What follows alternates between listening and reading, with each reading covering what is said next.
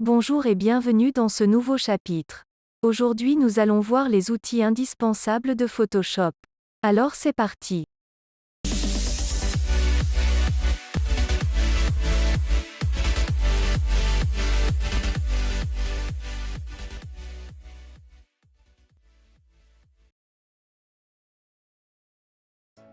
Pour commencer, ouvre Photoshop.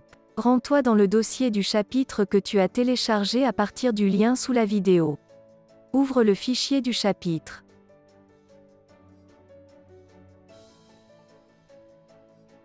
Comme nous l'avons vu au chapitre sur l'interface de Photoshop, les outils se trouvent ici à gauche dans la boîte à outils.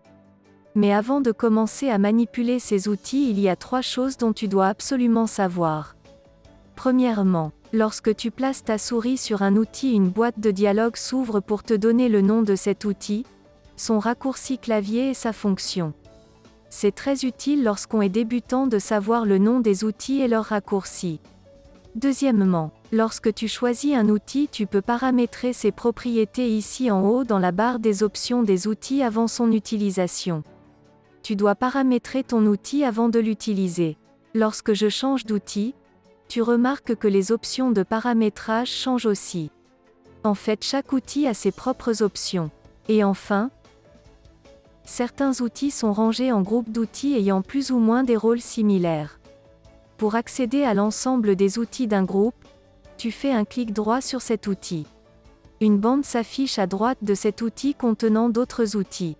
Par exemple, on aura à utiliser tous les outils de sélection qui sont ici et également tous les outils de forme qui sont là.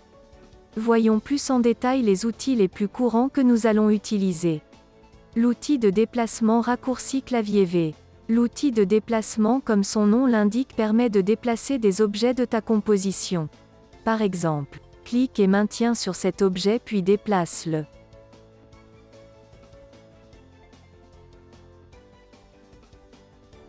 Tu peux également cliquer sur cet autre objet. Puis tu maintiens et tu déplaces. Tu peux également déplacer plusieurs objets en même temps. Pour cela, rends-toi dans la fenêtre des calques. Sélectionne les calques qui représentent les objets que tu souhaites déplacer. Attention, tu dois toujours sélectionner le calque de l'objet dont tu veux agir dessus. Continuons. Après avoir sélectionné les calques, va dans ta composition, clique sur un de ces objets. Puis, déplace-le. Tu remarqueras que l'ensemble des objets que tu as sélectionnés dans la fenêtre des calques change de place. Le rectangle de sélection. Le rectangle de sélection, comme son nom l'indique, permet de sélectionner ton image ou une portion de ton image sous forme rectangulaire.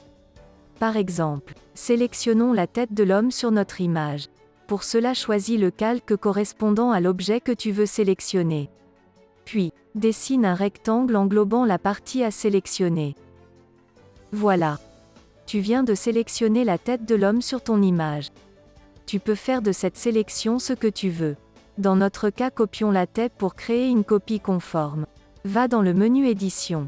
Puis copier ou tout simplement fais raccourci clavier CTRL+C. Ensuite va dans le menu Édition puis coller.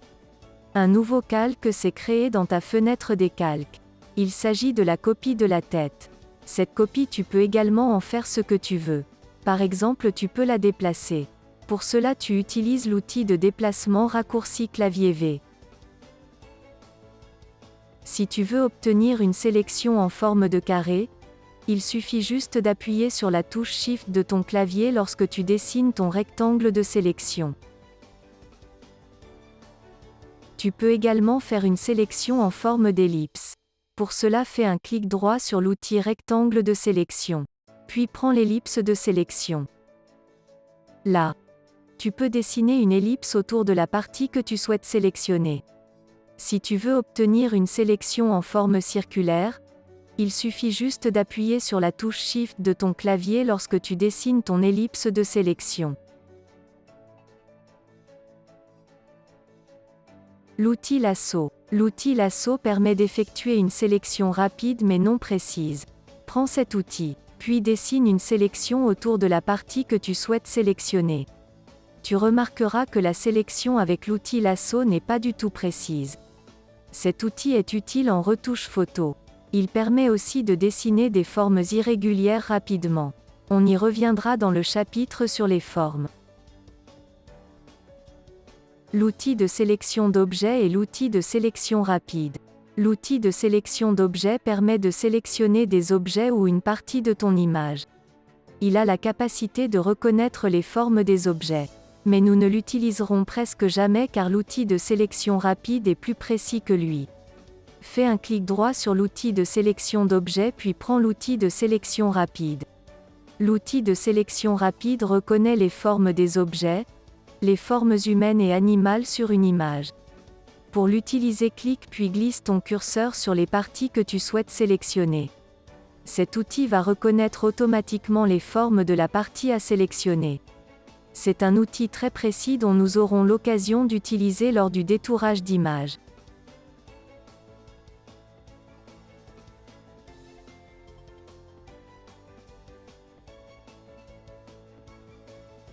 L'outil recadrage. L'outil recadrage permet de recadrer une image. C'est ce qu'on appelle en anglais faire un crop.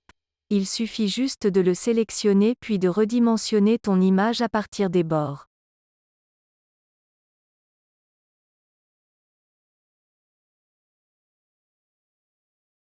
Si tu veux recadrer ton image pour lui donner une forme carrée, tu maintiens appuyé sur la touche Shift tout en créant une sélection. En procédant ainsi, tu recadres ton image en forme carrée. Outil pipette raccourci clavier I. L'outil pipette permet de piquer une couleur déjà existante sur une image. En fait, il arrive souvent qu'on ait besoin de copier ou bien de reproduire une couleur qui existe déjà sur notre image et dont on ne dispose pas du code couleur. C'est là qu'on utilise l'outil pipette. Il va te permettre d'avoir la couleur dont tu souhaites utiliser et qui se trouve déjà sur ton image. Par exemple, tu veux la couleur présente dans cette zone mais tu n'as pas son code couleur. Tu prends l'outil pipette. Tu cliques dans cette zone une fois. L'outil pipette pique la couleur de cet endroit. Cette couleur dont l'outil a piqué, tu la retrouves ici en bas à gauche, dans ce carré. Double-clic pour copier le code couleur.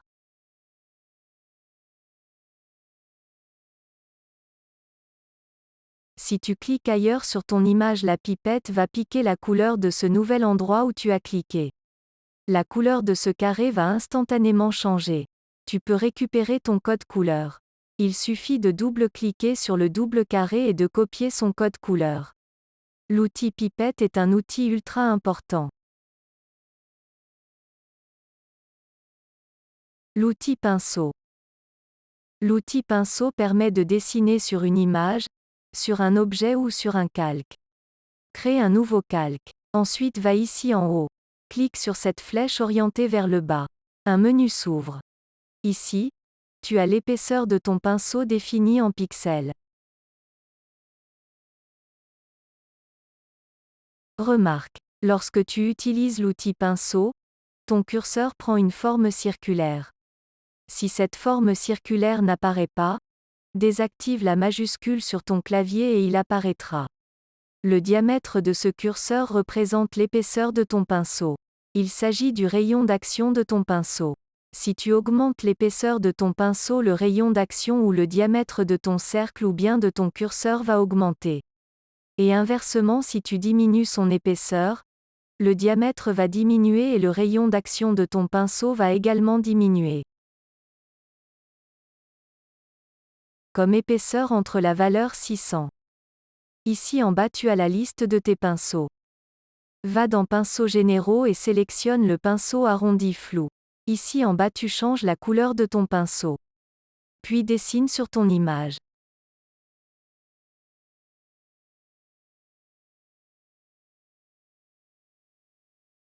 Change de pinceau. Cette fois-ci prends le pinceau arrondi net. Ici en bas tu changes la couleur de ton pinceau. Choisis une couleur différente de la précédente. Et dessine ailleurs sur ton image. Que remarques-tu? Ton premier dessin a un arrondi flou, donc progressif. Par contre le deuxième dessin a un arrondi net.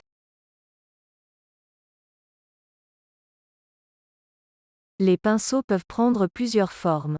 Je te laisse découvrir les autres pinceaux de base de Photoshop. À titre informatif, tu dois savoir qu'on peut télécharger et ajouter d'autres pinceaux ou d'autres formes de pinceaux à Photoshop. Lorsque nous entrerons non dans la partie des TP, nous verrons comment ajouter et utiliser les pinceaux téléchargés. L'outil gomme. Il s'utilise comme l'outil pinceau à la seule différence que lui, il permet d'effacer. Ici sur la petite flèche on peut changer le rayon d'action de la gomme. Pour effacer tu dois sélectionner le calque qui contient l'objet que tu souhaites effacer. Ensuite il faut juste cliquer et effacer. Je déconseille fortement l'utilisation de l'outil gomme. On préférera utiliser les masques dont on verra dans le chapitre sur les masques de fusion. L'outil plume. L'outil plume est l'un des outils les plus importants de Photoshop. Cet outil permet de sélectionner et de dessiner des formes. Dans ce chapitre nous verrons uniquement comment sélectionner avec l'outil plume, et dans le chapitre sur les formes nous verrons comment créer des formes avec cet outil. Pour sélectionner avec l'outil plume nous allons procéder en plusieurs étapes. Nous allons commencer par créer ce qu'on appelle points d'ancrage. Tu te demandes sûrement c'est quoi ces points d'ancrage. Les points d'ancrage sont un ensemble de points dont tu vas placer sur ton image. Ces points détermineront la trajectoire de ta courbe de sélection. Faisons un exemple pour que tu comprennes mieux. Sélectionnons la tête de l'individu sur notre image. Pour cela, crée un premier point d'ancrage à ce niveau. Clique juste là. Le premier point d'ancrage c'est ce petit point. L'as-tu vu? Si oui, continuons. Crée un deuxième point d'ancrage à ce niveau cette fois-ci. Tes deux points d'ancrage sont reliés par une ligne. Il s'agit du chemin ou de la trajectoire entre ces deux points d'ancrage. Crée d'autres points d'ancrage tout autour de la tête de ton personnage.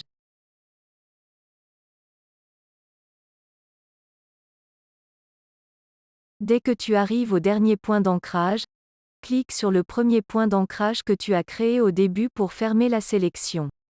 N'oublie pas de toujours fermer ta sélection.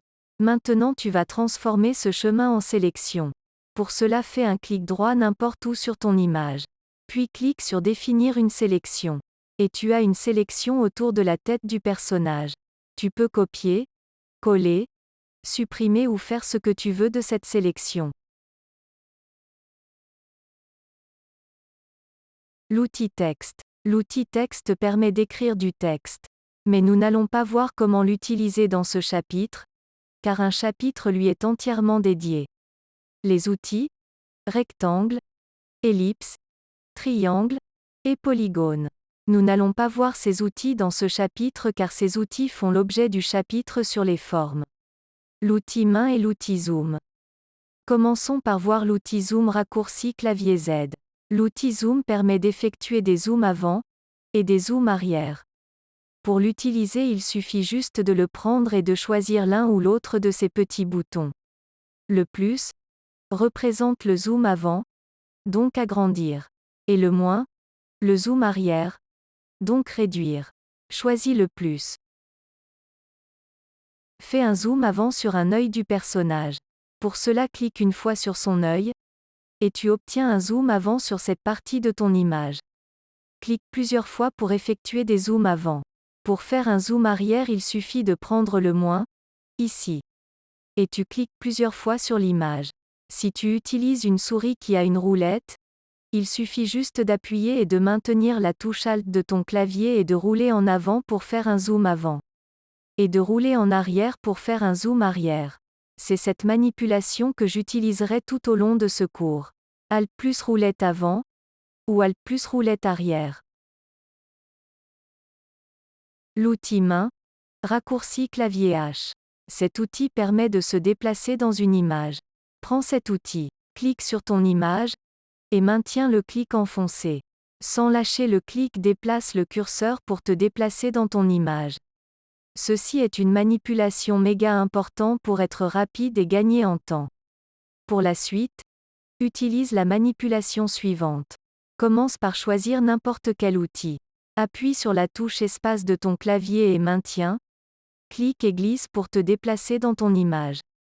Donc tu n'as pas besoin de choisir l'outil main pour l'utiliser.